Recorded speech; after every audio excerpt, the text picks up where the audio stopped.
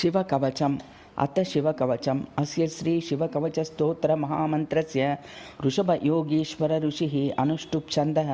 श्री सांब सदाशिवो देवता ओं बीजं नमः शक्तिः शिवायेति कीलकं सांब सदाशिव प्रीत्यर्थे जपे विनियोगः करन्यासः ओं सदाशिवाय अंगुष्ठाभ्यां नमः नं गंगाधराय तर्जनीभ्यां नमः मं मृत्युञ्जयाय मध्यमाभ्यां नमः श्रीं शूलपाणये अनामिकाभ्यां नमः वां पिनाकपाणये कनिष्ठिकाभ्यां नमः यं उमापतये करतलकरपृष्ठाभ्यां नमः हृदयादि अंगन्यासः ओं सदाशिवाय हृदयाय नमः नं गंगाधराय शिरसे स्वाहा मं मृत्युञ्जयाय शिखायै वषट् श्रीं शूलपाणये कवचाय हुं वां पिनाकपाणये नेत्रत्रयाय वौषट् ओं उमापतये अस्राय फट् भूर्भुवः सुवः रोमेति दिग्बन्धः ध्यानं वज्रद्रंष्टं त्रिनयनं कालकण्ठं मरिन्दमं सहस्रकर मत्युग्रं वन्दे शुभम् उमापतिं रुद्राक्ष कंकन लसत्कर दण्डयुग्मः पालान्तरालसित भस्मद्रुत त्रिपुण्ड्रः पञ्चाक्षरं परिपठन् वरमन्त्रराजं ध्यायन् सदा पशुपतिं शरणं व्रजेताः अतः परं सर्वपुराणगुह्यं निःशेष पापोगहरं पवित्रं जयप्रदं सर्वविपत्प्रमोचनं वक्ष्यामि शैवं कवचं हिताय ते पञ्चपूजालं पृथिव्यात्मने गन्धं समर्पयामि हम आकाशात्मने पुष्पैः पूजयामि यं वायुवात्मने धूपम् आज्ञापयामि रं अग्न्यात्मने दीपं दर्शयामि वं अमृतात्मने अमृतं महानैवेद्यं निवेदयामि सं सर्वात्मने सर्वोपचारपूजां समर्पयामि मन्त्रः ऋषभ उवाच नमस्कृत्य महादेवं विश्वव्यापिनीश्वरं वक्ष्ये शिवमयं वमः सर्वरक्षाकरं नृणां शुचौ देशे समासीनो यथावत् कल्पितासनः जितेन्द्रियो जितप्राण चितयेच्छेवमव्ययम् ह्यत्पुण्डरीकान्तर सन्निविष्टं स्वतेजसा व्याप्तनभोऽवकाशम् अतीन्द्रियं सूक्ष्ममनन्तमाद्यं ध्यायेत् परानन्दमयं महेशं ध्यानानवधूता किल कर्मबन्ध स्थिरं चिदानन्दनिमग्नचेताः षडच्चरन्यास समाहितात्मा शिवेन कुर्यात् कवचेन रक्षां मां पातु देवो किल देवतात्मा संसारकूपे पतितं गभीरे तन्नाम दिव्यं वरमन्त्रमूलम् दुनोतु मे सर्वमगं ह्यधिस्थं सर्वत्र मां रक्षतु विश्वमूर्तिर्ज्योतिर्मयानन्दघनाश्चिदात्मा अणोरणीयानुरुशक्तिरेकः स ईश्वरः पातु भयादशेषात् यो भूस्वरूपेण बिभर्ति विश्वं पायात् स भूमेर्गिरिशोष्ठमूर्तिः योपां स्वरूपेण नृणां करोति सञ्जीवनं सोऽवतु मां जलेभ्यः कल्पाववासेन भुवनानि दग्ध्वा सर्वाणि यो नृत्यति भूरिलीलः सकालरुद्रोऽवतु मां तवाग्रे वात्यादिभीतेरखिलाक्षतापात् प्रदीप्तविद्युत्कनकावभासो विद्यावराभीति कुटारपाणिः चतुर्मुखस्तत्पुरुषश्रीनेत्रः प्राच्यां स्थितो रक्षतु मामजस्रं कुटारकेटाङ्कुशपाशशूल कपालपाशाच्च गुणां ददानः चतुर्मुखो नीलरुचिश्रीनेत्रः पायादद्घोरो दिशि दक्षिणस्यां कुन्देन्दुशङ्खस्फटिकावभासो वेदाक्षमाला वरदाभयाङ्कः त्यच्चतुर्वक्त्र उरुप्रभावः सद्योतिजातोमुत मां प्रतीच्यां वराक्षमाला भयटङ्कहस्तः सरोजकिञ्जल्कसमानवर्णः त्रिलोचनश्चारु चतुर्मुखो मां पायादुदीक्षां दिशि वामदेव वेदाभयेष्टां कुशटङ्कपाश कपालडक्काक्षरशूलपाणिः सितद्विः पञ्चमुखोऽवतात्मा मीशान ऊर्ध्वं परमप्रकाशः मूर्धानमव्यान् मम चन्द्रमौलिः फालं मम व्यादतफालनेत्रः नेत्रे मम व्याद्भगनेत्रहारी नासां सदा रक्षतु विश्वनाथ पायाच्युति मे श्रुतिगीतगीतं कपोलमव्यात् सततं कपाली वक्त्रं सदा रक्षतु पञ्चवक्त्रो जिह्नां सदा रक्षतु वेदजिह्नः कंठं गिरीशोऽवतु नीलकण्ठः पाणिद्वयं पातु पिनाकपाणिः दोमूलमव्यान् मम धर्मबाहु वक्षस्थलं दक्षमकान्तकोऽव्यात् ममोदरं पातु गिरीन्द्रधन्वा मध्यं ममाव्यान् मदनान्तकारी हेरम्बतातो मम पातु नाभिं पायात्कटिं दूर्जटिरीश्वरो मे उरुद्वयं पातु कुबेरमित्रो जानद्वयं मे जगदीश्वरो व्यात् जङ्गायुगं पुङ्गवकेतुरव्या पादो ममाप्यात्सुरवन्द्यपादः महेश्वरः पातु दिनादियामे मां मध्ययामेवतु वामदेवः त्रिलोचनः पातु तृतीययामे ऊर्ध्वध्वजः पातु दिनान्त्ययामे पाया निषादो शिशुशेखरो मां गङ्गाधरो रक्षतु मां निशीते गौरीपतिः पातु निशावमाने मृत्युञ्जयो रक्षतु सर्वकालम् अन्तस्थितः रक्षतु शङ्करो मां स्थाणु सदा पातु बहिःस्थितं मा तदन्तरे पातु पतिं पशूनां सदाशिवो रक्षतु मां समन्तात् तिष्ठतम् अव्याद्भुवनैकनाथः पायाद्व्रजन्तं प्रमतादिदानः वेदान्तवेद्योऽवतु मां निषन्नं मामाव्ययः पातु शिवः शयानं मार्गेषु मां रक्षतु नीलकण्ठः शैलादिदुर्गेषु पुरत्रयारिः अरण्यवासादिमहाप्रवासे पायान्मृगव्याध उदारशक्तिः कल्पान्तकालोग्रपटुप्रकोपः स्फुटाट्टुहासोच्चलिताण्डकोशः घोरारिसेनान्नवधुर्निर्वार महाभयद्रक्षतु वीरभद्रः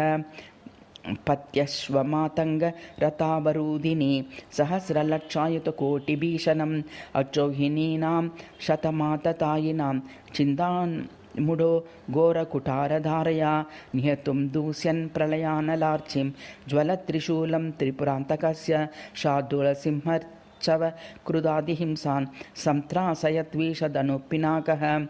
दुःस्वप्नदुःशकुनु दुर्गति दौर्मनस्य तुभिक्षदुव्यसन दुस्सह दुर्यशांसि उत्पादतापविषभीति मसद्घातिं व्याधींश्च नाशायतु मे जगतामधीशः। ओं नमो भगवते सदाशिवाय सकल तत्वात्मकाय सर्वमन्त्रस्वरूपाय सर्वयन्त्राधिष्ठाय सर्वतन्त्रस्वरूपाय सर्वतत्त्वविदुराय ब्रह्मरुद्रावतारिणे नीलकण्ठाय पार्वती मनोहर प्रियाय सोमसूर्याग्रिलोचनाय भस्मोद्धूलितविग्रहाय महामणिमुकुटधारणाय माणिक्यभूषणाय सृष्टिस्थितिप्रलयकाल रौद्रावताराय दक्षाध्वर ध्वंसकाय महाकालभेदनाय मूलदौरकनिलायाय तत्त्वातीताय गंगाधराय सर्वदेवादिदेवाय शराश्रयाय वेदांतसाराय त्रिवर्गसाधनाय अनंतकोटि ब्रह्मांड नायकाय अनंत वासुकी चक्षक कर्कोटक शंख कुलिक पद्म महापद्मीति अष्टमहानागकुलभूषणाय प्रणवस्वरूपाय चिदाकाशाय आकाशदिक्स्वरूपाय ग्रह नक्षत्र मालिने सकलाय कलंकरहिताय सकललोकैककर्त्रे सकललोकैकभर्त्रे सकललोकैक संहर्त्रे सकललोकैक गुरवे सकललोकैक साक्षिणे सकल निगम गुह्याय सकल वेदांत पारगाय सकललोकैक वरप्रदाय सकललोकैक शंकराय सकल दुरितार्ति भंजनाय सकल जगद भयंकराय शशांक शेखराय शाश्वत निजावासाय निराकाराय निराभासाय निरामयाय निर्मलाय निर्लोभाय निर्मदाय निश्चिंताय निरहंकाराय निरंकुशाय निष्कलंकाय निर्गुणाय निष्कामाय निरूपप्लावाय निरवध्याय निरंतराय निरुपद्रवाय निरुवध्याय निरंतराय निष्कारणाय निरांतकाय निष्प्रपंचाय निस्संगाय निर्द्वन्द्वाय निराधाराय निरागाय निष्क्रोधय निर्लोभय निष्पापय निर्विकल्पाय निर्भेदाय निष्क्रियाय निस्तुलाय निःसंशयाय निरंजनाय निरुपम विभवाय नित्य शुद्ध बुद्ध मुक्त परिपूर्ण सच्चिदानंदाद्वयाय परमशांत स्वरूपाय परमशांत प्रकाशाय तेजोरूपाय तेजोमयाय तेजोधिपतये जय जय रुद्र महारुद्र महारौद्र भद्रावतार महाभैरव कालभैरव कल्पान्तभैरव कपालमालाधर खड्गांग चर्म खड्गधर पाशांकुश डमरू शूल चाप बाण गदा शक्ति बिंदी पाल तोमर मुसुल भृषंडी मुद्गर पाश परिक शतग्नि चक्राद्योदाय भीषणाकार सहस्रमुख द्रष्टांकराल वदन विकटाट्टहास द्विस्फातित ब्रह्मांड मंडल नागेंद्र कुंडल नागेंद्रहार नागेंद्र वलय नागेंद्र चर्मधर नागेंद्र निकेतन मृत्युंजय त्रयंबक ತ್ರಿಪುರಾಂತಕ ವಿಶ್ವರೂಪ ವಿರೂಪಾಕ್ಷ ವಿಶ್ವೇಶ್ವರ ವೃಷಭವಾಹನ ವಿಷವಿಭೂಷಣ ವಿಶ್ವತೋಮುಖ ಸರ್ವತೋಮುಖ ಮಾಂ ರಕ್ಷ ರಕ್ಷ ಜ್ವಲ ಜ್ವಲ ಪ್ರಜ್ವಲ ಪ್ರಜ್ವಲ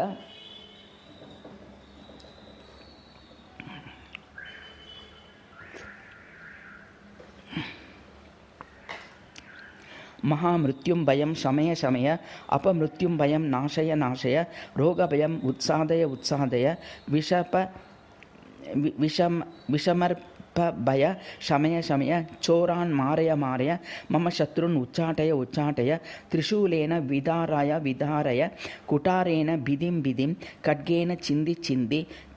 ಖಡ್ಗಾಂಗೇನ ವಿಪೋದಯ ವಿಪೋದಯ ಮಮ ಪಾಪಂ ಶೋಧಯ ಶೋಧಯ ಮುಸಲೇನ ನಿಷ್ಪೇಪಯ ನಿಷ್ಪೇಪಯ ಬಾಣೈ ಸಂತಾಡಯ ಸಂತಾಡಯ ಯಚ್ಚರಂಶಾಂಸಿ ಭೀಷಯ ಭೀಷಯ ಅಶೇಷಭೂತಾನ್ ವಿದ್ರಾವಯ ವಿದ್ರಾವಯ ಕೂಷ್ಮಾಂಡ ಭೂತ ವೇತಾಲ ಮಾರೀಗಣ ಬ್ರಹ್ಮ ರಾಕ್ಷಸ ಗಣಾನ್ ಸಂತ್ರಾಸಯ ಸಂತ್ರಾಸಯ ಮಮ ಅಭಯಂ ಕುರು ಕುರು ಮಮ ಪಾಪಂ ಶೋಧಯ ಶೋಧಯ ನರಕ ಮಹಾಭಯಾನ್ ಮಾಂ ಉದ್ವರ ಉದ್ವರ ವಿತ್ರಸ್ತಂ ಮಾಂ ಆಶ್ವಾಸಯ ಆಶ್ವಾಸಯ ಅಮೃತ ಕಟಾಕ್ಷ ವೀಕ್ಷಣೇನ ಮಾಂ ಆಲೋಕಯ ಆಲೋಕಯ ಸಂಜೀವಯ ಸಂಜೀವಯ ಶ್ರುತೃಷ್ಣಾತಂ ಮಾಂ ಆಪ್ಯಾಯಯ ಆಪ್ಯಾಯ ದುಃಖ ತುರಂ ಮಾಂ ಆನಂದಯ ಆನಂದಯ ಶಿವಕವಚೇನ ಮಾಂ ಆಚ್ಛಾದಯ ಆಚ್ಛಾದಯ ಹರ ಹರ ಹರ ಹರ ಮೃತ್ಯುಂಜಯ ತ್ರಯಂಬಕ ಸದಾಶಿವ ಪರಮಶಿವ ನಮಸ್ತೆ ನಮಸ್ತೆ ನಮಸ್ತೆ ನಮಃ ಪೂರ್ವವತ್ ಹೃದಯಾನ್ಯಾಸಃ ಪಂಚಪೂಜಾ ಭೂರ್ಭುವ ಸ್ವರೋಮೇತಿ ದಿಗ್ವೋಮಕಃ ಫಲಶ್ರುತಿಃ ಋಷಭ ಉವಾಚ ಇತ್ಯೇತತ್ ಕವಚಂ ಶೈವಂ ವರದಂ ವ್ಯಾಖ್ಯತಂ ಮಯಾ ಸರ್ವಬಾಧಾ ಪ್ರಶಮನಂ ರಹಸ್ಯಂ ಸರ್ವದೇಹಿನಾಂ ಯಃ ಸದಾ ಧಾರಣ್ಯೇರ್ಮರ್ತ್ಯಂ ಶೈವಂ ಕವಚಮುತ್ತಮಂ ನ ತಸ್ಯ ಜಾಯತೆ ಕ್ವಾಪಿ ಭಯಂ ಶಂಭೋರನುಗ್ರಹಾತ್ ಕ್ಷೀಣಾಯುರ್ಮೃತ್ಯುರ್ಮಾಪನ್ನೋ ಮಹಾರೋಗ ಹತೋಪಿ ವಾ ಸದ್ಯ ಸುಖಂ ಆಪ್ನೋತಿ ದೀರ್ಘಮಾಯುಶ್ಚ ವಿಂದತಿ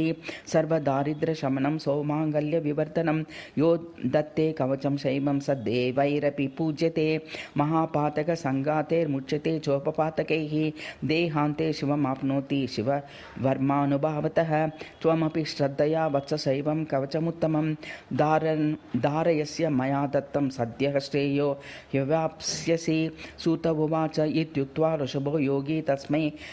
पार्थिव सूनवे ददो शङ्खमहारावं खड्गं चारि निषूदनं पुनश्च भस्म सम्मन्त्र्य तदङ्गं सर्वतो स्पृशत् गजानां षट्कः स्रस्य त्रिगुणं च बलं ददौ भस्म प्रभावात् सम्प्राप्य बलैश्चर्य धृतिस्मृतिः स राजपुत्रः शुशुभे शरदर्क इव श्रिया तमाह प्राञ्जलिं भूयः स योगी राजनन्दनं एष खड्गो मया दत्तस्तपो मन्त्रानुभवतः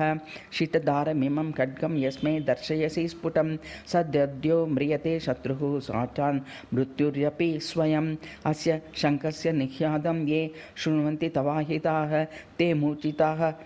पतिष्यन्ति न्यस्तशस्त्रा विचेतनाः खड्गशङ्का विमो दिव्यो परसैन्यविनाशिने आत्मसैन्यस्वरूपक्षणां शीर्यते जो विवर्धनौ एतयोश्च प्रभावेन शैवेन कवचेन च षट्सहस्रनागानां बलेन महतापि च भस्मधारणसामर्थ्यात् शत्रुसैन्यं विजेषसि प्राप्य सिंहासनं पैत्र्यं गोप्तासि पृथिवीमिमाम् इति भद्रायुषं सम्यगनुशास्य समातृकं ताभ्यां सम्पूजितः सोतयोगी स्वैरगतिर्ययौ इति श्री स्कंद महापुराणे ब्रह्मोत्तरखंडे शिवकवच प्रभाव वर्णनं नाम 12ोऽध्यायः सम्पूर्णः।